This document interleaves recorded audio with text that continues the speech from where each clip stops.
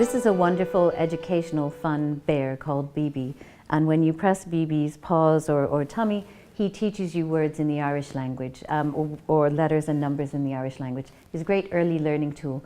We had the great experience to be invited to create a whole world around BB and to create a friend for him called Bella, who would share in his magical adventures and help us to share with young Irish learners and older Irish learners who want to experience the beauty of the language through a magical landscape. So this is the story of the making of BB Agus Bella.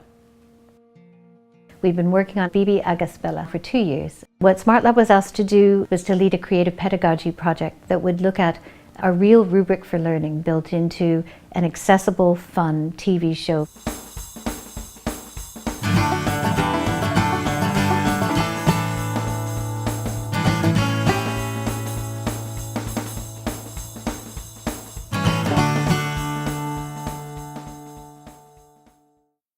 BB Agus Bella is the story of a wonderful little girl called Bella. She has a bear called BB. When Bella puts on her magical specs, and when they walk out of the back garden to the big tree, Cranmore, which reaches down and lifts them up, they arrive in the magical forest where all of the creatures they encounter, though some of them are on wheels, some of them can't see very well, and these creatures are not identified as different. They're all unique and they're all adorable. They're all magical, and a story evolves in each episode where BB Agus Bella learn something which would be appropriate for the age range of the program, but learn it in a kind of magical way.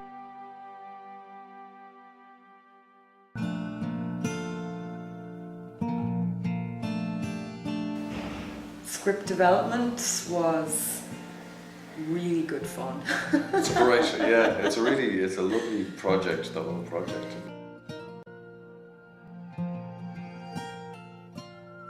The first thing we did was to devise some characters, which is the most important thing you need for any story. So we wrote a description of all the characters, gave them all a bit of personality. Fired a load of teddy bears, introduced a load of other animals. Characters themselves determine the story arc in BB and Bella. So the main characters are BB, this wonderful bear who speaks Irish if you squeeze her paws, and a little girl called Bella, a wonderful little girl who has a magical imagination and who's able to see things that some people are not able to see. Dad, on a chuid alone. We were really aware that all of the characters needed to kind of remain true to their particular personalities throughout the whole 10 episodes. So in script number 1 it was really important to define those characters, and then they were all reintroduced in subsequent episodes to reinforce certain learning outcomes and to kind of reinforce friendship and a sense of community, which is very much what it's about.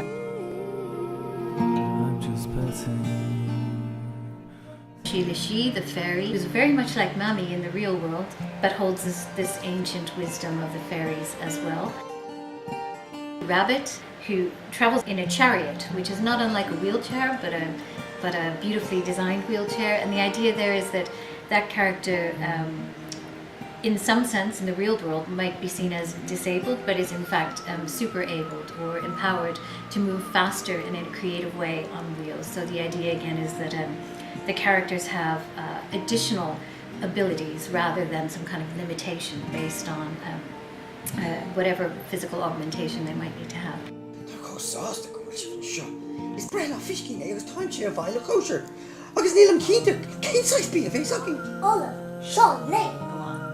These are characters who in different ways have either physical or learning or social differences. They aren't either abled or disabled, they are simply different and enjoy and revel in the ways in which they're different. And BB and Bella love them all and learn with and from them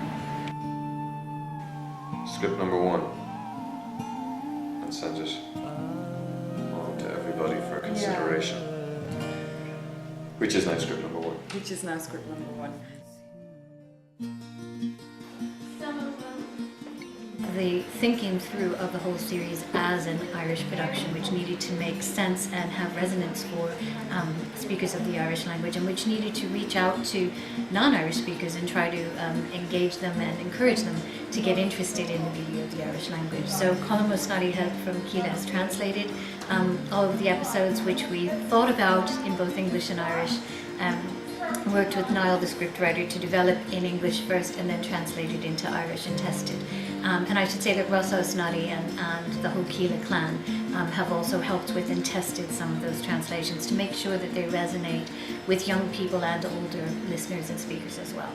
I worked on all the translations for the scripts, translating them into Irish, and then I did the first two and sent them to Owen and Tara and got input from them to simplify.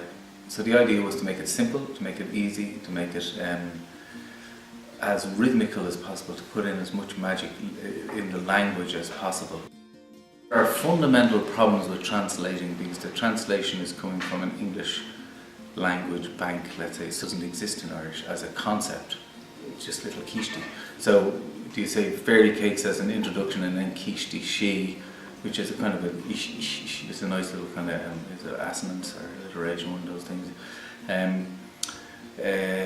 Pointy, burach, but I'd never used that. So there are a lot of words that are used that don't translate well. The idea we've all had in the Smart Lab from the very start is it has to be magical. So if the language is dull, it loses the magic. So it has to be. It's a poetic sensibility, as Tara says. She is.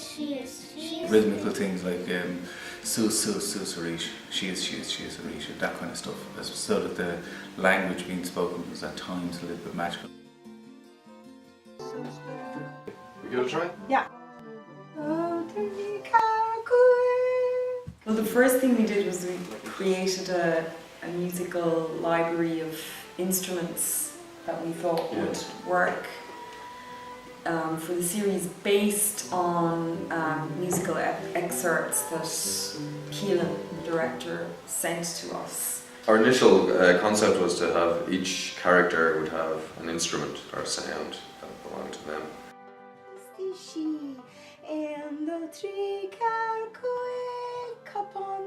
First thing we did was to present them with a couple of ideas for theme tunes, a couple of very different ideas. One that was all banjo and picking guitar and all that sort of thing, and the other one was fast, and the other one was slow and more kind of dreamy. Dreamy is the word, and they liked that. They liked that straight away, and that kind of hopefully setting the tone for the rest of the music. And then there's a song for each episode, probably about 30 seconds long or something. And it's been really great fun writing all these little tiny songs in Irish for tiny children. It's brilliant. Each one is about a little educational thing. The idea is to keep the education under the radar, so it's first and foremost an enjoyable piece of television. Simple melodies and dreamy soundscapes and lots of joy underpinning it. So it's really fun. It's really fun writing collaboratively. It's a great thing to do. A doe, a tree, a car, cúig kish the she. Gurv malga tahila, quiz gomo. A hain, a doe, a tree, a car, a cúig. We've all found that. Great. It's been a really nice process for us to have come together and dipped our toes in together. That's been really nice. And we've really developed, I think, as a team as a result of it. So we're brilliant.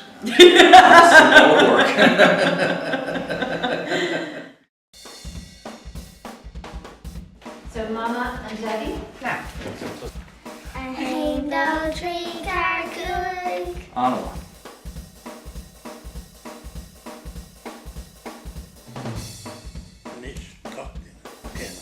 A doe, a tree, a car, a cúig. Hello, Bibi. Agus cost timple. Hallelujah.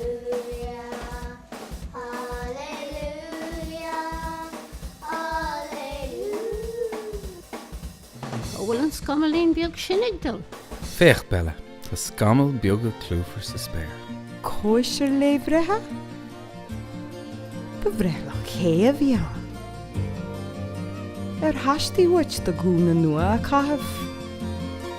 Tá sé beag na cholamh. Anis?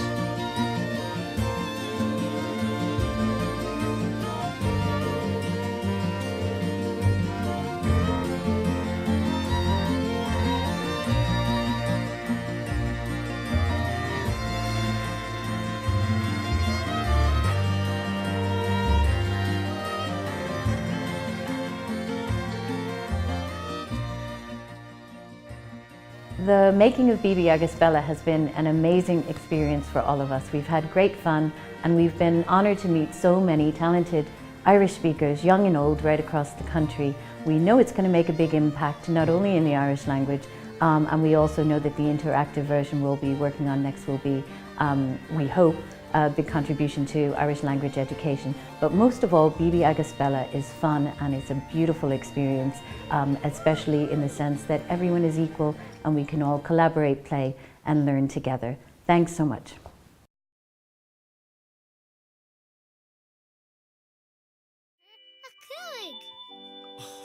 A bhela a chrí, car álam tú conas córamh mar sin. Bhela míam de Laura la Bibi. La, la,